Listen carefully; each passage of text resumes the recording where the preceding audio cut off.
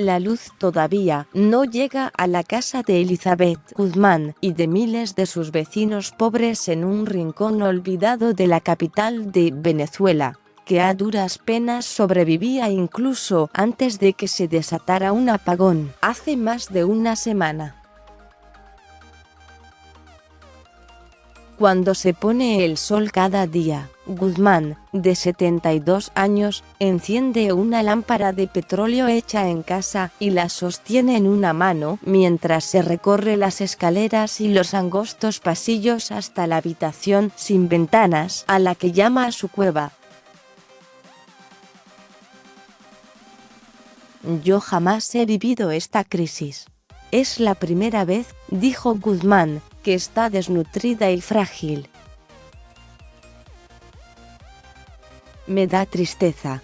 La red eléctrica de Venezuela se averió gravemente el 7 de marzo, sumiendo en un caos a casi todos los 30 millones de habitantes de la nación. Muchos tuvieron problemas para poder llamar a familiares y amigos con sus teléfonos celulares, el tren subterráneo de Caracas quedó inmóvil, los servicios en los hospitales se paralizaron y se reportaron saqueos masivos en diversas partes del país. Nicolás Maduro culpó del apagón a un ciberataque orquestado por Estados Unidos contra el complejo hidroeléctrico del Guri, piedra angular del sistema eléctrico de Venezuela. Funcionarios estadounidenses y Juan Guaidó, el presidente encargado del país, consideraron absurdo ese alegato y denunciaron que el gobierno socialista había saqueado las arcas públicas durante años, lo que derivó en un colapso de elementos cruciales de infraestructura. Aunque el servicio eléctrico ya se restableció en la mayor parte de Venezuela, los habitantes del barrio pobre de Santa Cruz del Este, ubicado en una colina de Caracas, dicen estar perdiendo la esperanza de volver a tener luz. Como resultado de una segunda explosión en una subestación cerca del barrio, las alcantarillas saltaron por los aires y la maquinaria eléctrica ardió lentamente durante días. Molestos, los habitantes ven la oscuridad como un símbolo de su miseria. Guzmán, cuyos problemas de salud y edad le impiden trabajar como ama de llaves, dice que se mudó de un vecindario cercano a Santa Cruz del Este el año pasado después de que el hogar en el que vivió 43 años se incendió por un problema eléctrico. Ahora, cada vez que enciende su lámpara de petróleo, teme que se repita el día en que perdió prácticamente todo. En una noche reciente, Guzmán sostuvo una vela para iluminar fotografías de sus 2 hijos y sus nietos. Ya había desconectado su horno de microondas, su horno tostador y su televisión para impedir que una descarga eléctrica sorpresiva desate otro incendio. De verdad le digo sinceramente, no tengo esperanza de que vaya a acomodarse, afirmó con una sonrisa.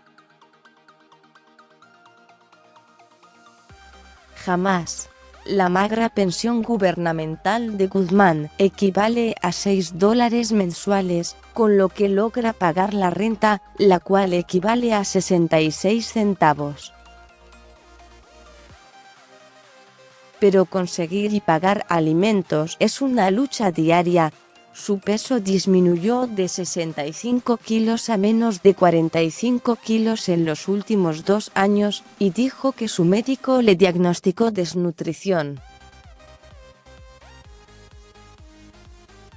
También padece dolorosas hernias y no puede pagar las píldoras necesarias para controlar su hipertensión, por lo que en ocasiones se siente deprimida. Hacia el anochecer se escuchan cantos provenientes de la cercana iglesia Casa de la Misericordia, donde podían apreciarse las siluetas de los asistentes con la luz del sol. Otros residentes sostenían linternas mientras dos hombres cargaban bidones de agua por unas escaleras de varios pisos hasta una casa. «Mira cómo vivimos los pobres», dijo Charles Belisario, quien indicó que él y su esposa utilizarían el agua para bañarse y limpiar. Belisario, de 49 años, señaló que ha podido sobrevivir mejor que sus vecinos porque su hija envía dinero que gana de su trabajo en investigación médica en Nueva Jersey. A la distancia podían apreciarse dos modernos rascacielos iluminados. Dilia Rosa Gelis, de 74 años, dice que se mantiene firme en su fe, pero le cuesta trabajo enfrentar la dura realidad. Su hija se fue a dormir sin comer, lo que le genera dolores de cabeza, señaló Gelis a la mañana siguiente. Si Dios nos creó, ¿por qué nos hace sufrir?, se preguntó, enjugándose las lágrimas. Guzmán, al igual que Gelis, también planteó preguntas duras.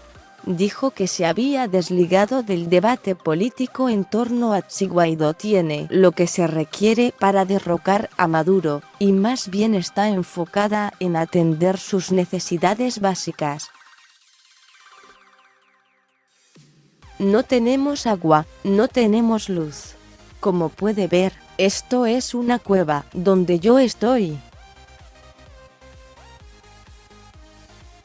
Estoy desesperada, afirmó. Por SCOTSMITH, Associated Press, más sobre este tema. El periodista alemán Willy Six fue liberado en Venezuela tras 4 meses de detención. Colombia desplegó un operativo de seguridad en las trochas. Los peligrosos pasos ilegales en la frontera con Venezuela denuncian la desaparición forzada de un ex militar que prestaba servicios para medios extranjeros.